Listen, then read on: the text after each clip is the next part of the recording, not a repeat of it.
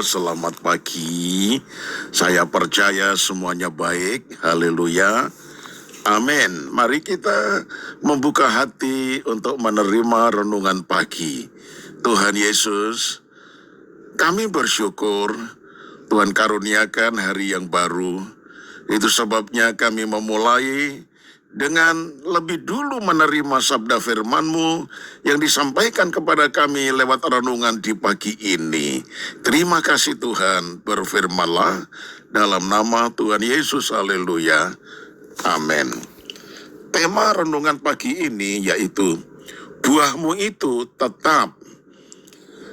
Yohanes 15 ayat 16 berkata demikian, bukan kamu yang memilih aku, tetapi akulah yang memilih kamu, dan aku telah menetapkan kamu supaya kamu pergi dan menghasilkan buah, dan buahmu itu tetap, supaya apa yang kamu minta kepada Bapa dalam namaku, diberikannya kepadamu. Nah, saudaraku yang dikasihi oleh Tuhan, iman kita di dalam Yesus Kristus harus semakin bertumbuh, saudara-saudara. Bagaimana bisa bertumbuh? Nah, kalau kita membaca Yohanes 15 dari ayat yang pertama, di situ dikatakan Tuhan Yesus adalah sebagai pokok anggur yang benar dan kita adalah carang-carangnya. Nah, saudaraku, agar supaya iman kita bertumbuh, maka kita harus melekat kepada sumber kehidupan, yaitu kepada Tuhan Yesus sendiri, seperti carang itu melekat kepada batang pokok anggur itu, sehingga batang pokok anggur itu akan mengalirkan kehidupan kepada carang-carangnya, sehingga carang-carangnya itu bisa menghasilkan buah. Nah, saudaraku, Yesus adalah Logos atau firman yang hidup. Ketika kita benar-benar melekat di dalam Dia, yaitu firman yang hidup itu akan menghasilkan iman kepada kita.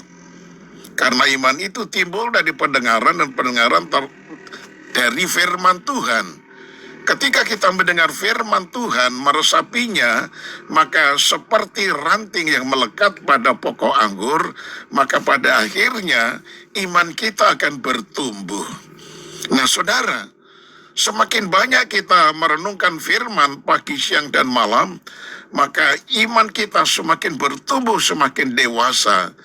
Dan kalau sudah semakin dewasa, maka ranting anggur itu akan mengeluarkan bunga, saudara-saudara. Dan bunga itu akan memancarkan aroma wangi semerbak. Demikian juga apabila iman kita sudah mulai bertumbuh, lalu kemudian mulai berbunga, maka kehidupan kita bisa mengeluarkan aroma keharuman kepada setiap orang yang bergaul dengan kita. Di mana perbuatan hidup kita, karakter kita, kelakuan kita, tingkah laku kita adalah merupakan sesuatu yang sudah baru. Karena kita di dalam Kristus, kita adalah ciptaan baru, sehingga dimanapun kita pergi dan berada, kita bisa memancarkan aroma wangi kepada sekeliling kita, sehingga kita bisa menjadi berkat bagi orang lain. Nah, ketika kita sudah berbunga, maka apa hasilnya? Kita bisa berbuah. Dan buah itu merupakan buah yang benar-benar Tuhan nanti-nantikan. Karena apa, saudara? Tuhan telah memilih kita menjadi anak-anaknya. Bukan kita yang memilih Dia, tetapi Dia yang memilih kita supaya kita menghasilkan buah. Dan apabila kita menghasilkan buah, yaitu buah-buah pertobatan, buah-buah kekudusan, buah-buah di dalam pelayanan, maka pada akhirnya, saudara-saudara, itu merupakan bukti di mana kita adalah anak-anak Tuhan. Dan Tuhan katakan, buah itu tetap adanya. Apa artinya tetap, saudara-saudara?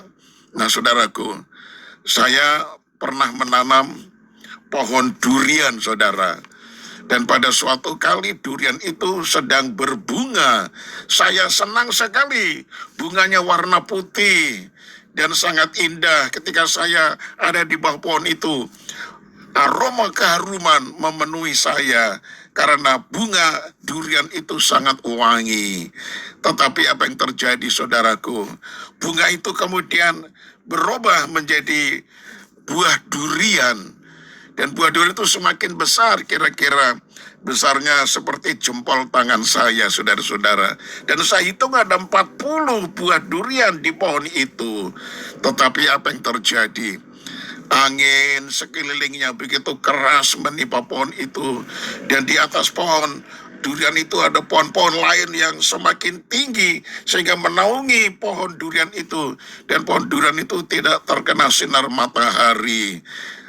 Tetapi juga banyak burung-burung berkicau-kicauan di dahan durian dan akhirnya mematuk buah durian itu sehingga akhirnya 40 buah itu menjadi terlucut jatuh semuanya. Nah, saudaraku, ketika iman kita sudah semakin dewasa, maka iblis tidak senang. Dia mencoba akan mengganggu kita, membuat kita mendapatkan pencobaan, kesulitan, tantangan, angin yang begitu keras. Burung-burung mulai dikirimkan oleh iblis untuk menggigit daripada buah kita, sehingga pada akhirnya buah itu berjatuhan. Itu artinya buah kita tidak tetap, akhirnya terlucut semuanya. Pohon durian itu hanya daunnya saja. Nah, saudaraku, kita harus mempertahankan buah kita sampai Kristus yang mempunyai hidup kita ini benar-benar memanen buah itu, karena buah itu sudah begitu mengharumkan seperti durian yang sudah tua, maka itu sangat harum sekali dan pemilik itu pohon itu akan panen sehingga dia bisa menikmati rasa durian yang sangat enak, luar biasa enaknya. Demikian juga Tuhan, ketika Tuhan ingin memanen hidup kita, ingin memetik buah kita, maka buah itu harus tetap ada di dalam pohon itu sampai tua, sampai matang betul-betul. Itu sebabnya kita harus mempertahankan iman kita, buah hidup kita, sampai Kristus datang untuk memetiknya. Sampai Kristus datang untuk mencium bau wangi dan menikmati rasa daripada buah hidup kita dan sangat menyenangkan hati Tuhan. Itu sebabnya, saudaraku, pertahankan buah-buah dalam hidupmu sampai Kristus bisa menikmatinya. Amin. Kita satu dalam doa. Terima kasih Tuhan. Biarlah hidup kami mengeluarkan buah, dan buah itu tetap adanya sampai Engkau berkenan memetiknya atau memanennya dan bisa menikmati segarnya buah dalam hidup kami. Itu sebabnya ajar kami memelihara buah-buah hidup kami ini supaya tetap dan tidak akan terlucut daripada pohon hidup kami. Pencobaan datang, tetapi kami harus tetap beriman dan berjuang terus agar supaya buah kami tidak terlucut dari pohonnya, tetapi akan tetap adanya.